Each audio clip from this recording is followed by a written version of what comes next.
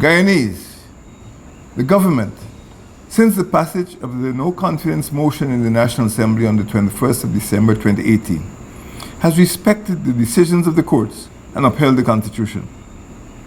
We challenged the validity of the no confidence motion and defended the challenge to the constitutionality of the appointment of the chairman of the Elections Commission.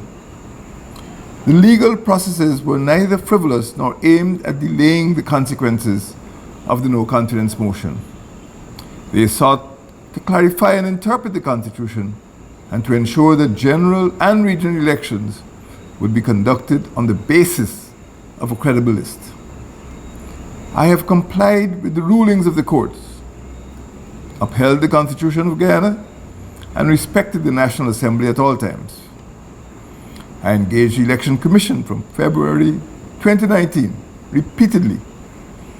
I insisted that credible elections be held at the earliest possible time. Credible elections are essential to representative democracy.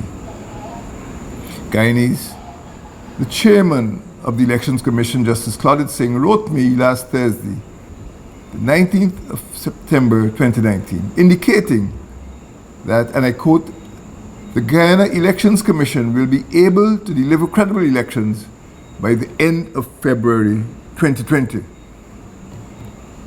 I convened a meeting of available cabinet ministers that very day, within hours of receiving her advice, to discuss the timeline provided to me by the chairman. A second meeting of the full cabinet was held yesterday, the 24th of September 2019, when all members accepted the advice provided by the chairman of the Elections Commission. Cabinet ministers also benefited from the advice of Attorney General and Minister of Legal Affairs, Mr. Basil Williams, and were guided by the need to adhere scrupulously to the advice of the Elections Commission.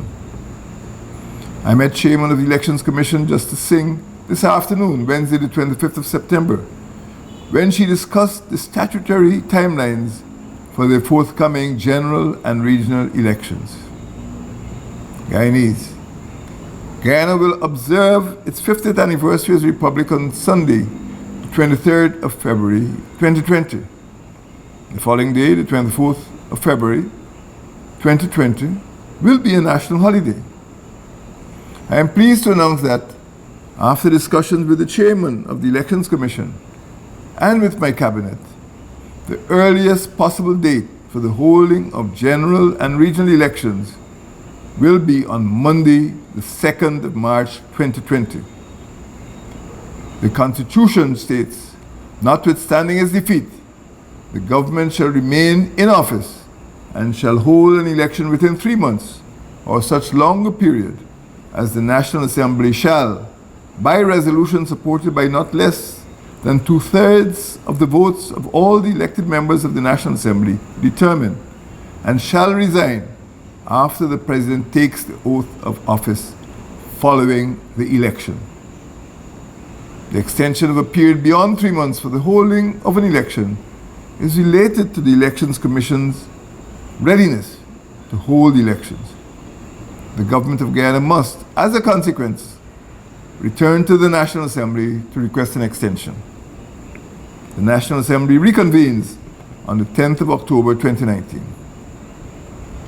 The President is required to both dissolve Parliament as provided for in the Constitution and the 10 regional democratic councils, also as provided for in the Constitution.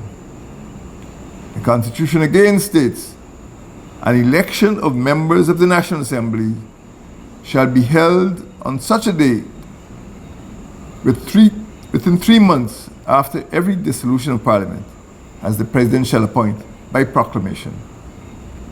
The Constitution states further that the President may, at any time by proclamation, dissolve Parliament. The Constitution provides that elections of members of regional democratic councils shall be held and the council shall be dissolved at such times as, subject to paragraph 3, the President may appoint by proclamation. Guyanese can now look to the Elections Commission to conduct credible elections within the time frame prescribed. Guyanese, we are on the right path to preserve our precious parliamentary democracy. Thank you, and may God continue to bless Guyana.